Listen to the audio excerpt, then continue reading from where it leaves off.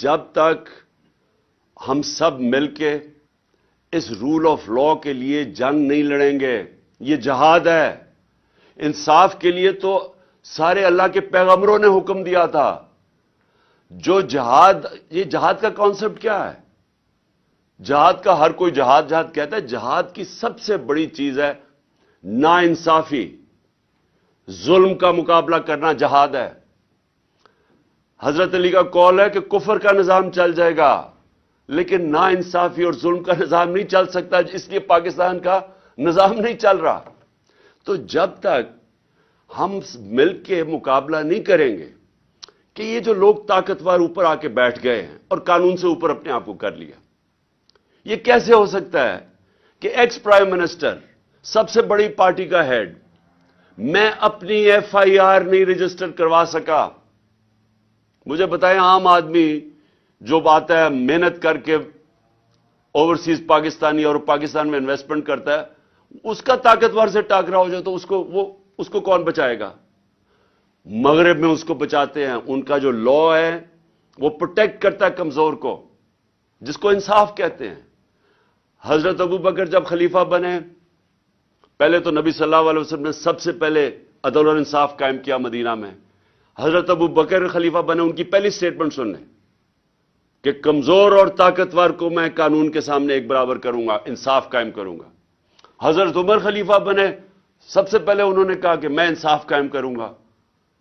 حضرت علی کی پہلی سٹیٹمنٹ پڑھ لیں، انصاف قائم کروں گا۔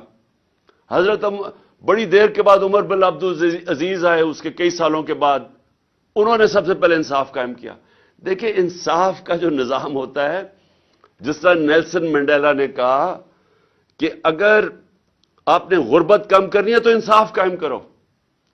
نیلسن منڈیلا کہہ رہا ہے، یہ تو میرا سب کے لیے، کہ ہمارے ملک میں وہ نظام جدھر اعظم سواتی کو، یعنی ایک سینیٹر کو ایک ٹویٹ کرنے پہ، اور سچی ٹویٹ، جو ایک پولیٹیشین کا کام ہے کرنا، میرا کام ہے کہ اگر پبلک کا پیسہ چوری ہو رہا ہو تو میرا کام ہے اس کے اوپر آواز بلند کرنا، تو وہ NRO2 کہتا ہے کہ جنرل باجوہ نے دیا ہے، اس کے اوپر اس کے پوتے پوتیوں کے سامنے تشدد کیا گیا، صبح کے 3 بجے ان کے سامنے ننگا کر کے باہر میں لے جا کے اس کو مارا گیا، ظلم کیا گیا اس کے اوپر۔ اس کے بعد پھر اس کے اوپر 30 کیسز کیے گئے۔ میں اپنا کیس FIR نہیں رجسٹر کروا سکا، لیکن اس کے اوپر سارے پاکستان میں، کوئٹہ میں، سندھ میں، کوئٹہ کی سردی کے اندر ایک کمبل کے ساتھ اس کو رکھ دیا۔ یعنی ایک 75 سال کے آدمی سے ایک ٹویٹ کے اوپر یہ ہوا ہے۔ اس کا مطلب کہ وہ اتنا بڑا فرعون تھا کہ اس ملک میں وہ اتنا قانون سے اوپر تھا کہ آپ اس کی تنقید نہیں کر سکے۔ ساری مغرب میں پاکستان کی بدنامی ہوئی، سارے اخباروں کے اندر آیا کہ پاکستان کے سینٹ کو اس طرح کیا گیا، کسٹوڈیل ٹارچر کی گئی۔ اس سے پہلے شہباز گل، پھر یہ جو ارشد شریف سے ہوا۔ تو یہ تو ہماری لیگل کمیونٹی کی سب سے پہلے ذمہ داری تھی کہ ہم اس کے اوپر سٹینڈ لیں۔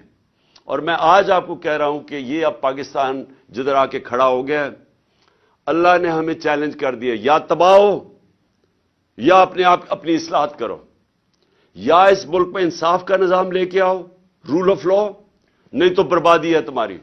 کوئی پیسے دینے کے لیے تیار نہیں ہے۔